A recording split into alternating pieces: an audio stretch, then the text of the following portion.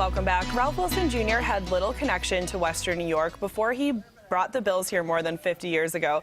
But his impact here and his legacy will be felt for years to come following his death earlier this week, and not just on the football field.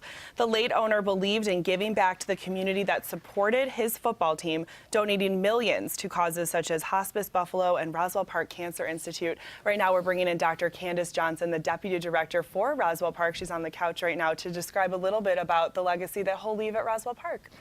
Yes, we're saddened that we have to even talk about this, the passing of Mr. Wilson, but I think people didn't realize what a compassionate man he was and how he was really dedicated throughout his life to giving back not only to communities but to medical research.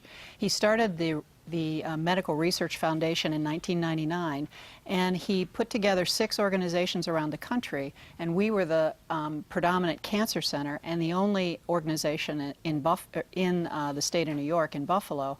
And this ranged from giving money to cancer research to giving money to Alzheimer's, Parkinson's disease, spinal injury, which was something that was obviously near and dear to his heart because of his football players. But he did this without recognition. He did this very selflessly, and he was a very compassionate man.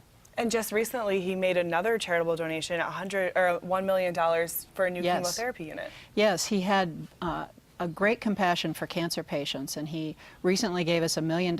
We have a new building under construction, a chemotherapy unit. He saw the need. Cancer patients, it's not pleasant when you have chemotherapy. You want your family around you. You don't feel very good, and so this new unit will look out over the city, and you'll be able to be in a nice environment with your family. And one of the things that's been so touching about hearing these stories about Ralph Wilson is just these small anecdotes of him touching individual lives in this community.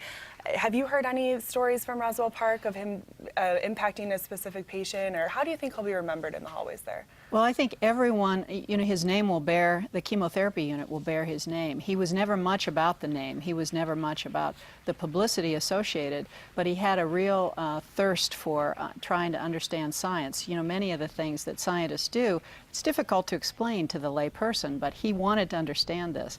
And I used to go out to the stadium and sit and talk to him, and so he could understand, where's my money going, how is this really going to help cancer patients and people around the country. So he cared about Buffalo, but he also cared about patients and their struggle with their diseases. Continuing to follow through and keep learning. That's a great message for sure.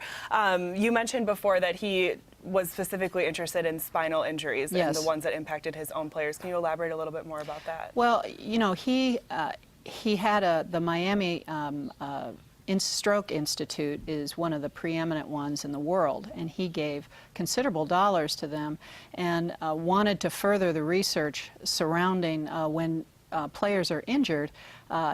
What is done to them in the first few minutes of the injury is really critical, and there's science around that, how you sort of protect the nerve cells so that players can walk eventually and not be paralyzed. And so he was very interested in trying to further that area, and collaborating with folks here in Buffalo as well. That's right. And speaking again about the new chemotherapy unit that's under construction right now, are you still accepting donations for that? Is there any other way the public can help? Most definitely. We would love to have people give in his honor or contribute to Roswell Park in any way that they can. He will continue to have an impact on us, not only in the chemotherapy unit, but remember all these scientists. He gave us over $2 million in contributions for our research projects, and these projects live on, and many of these scientists have parlayed these monies into larger, bigger federal grants. And so his impact, people are very sad that he's gone. We will miss him very much. We certainly will. Thank you so much for taking the time, Thank you. Dr. Thank you Candace for having Johnson, me. and continue your great work at Roswell Park. We appreciate it.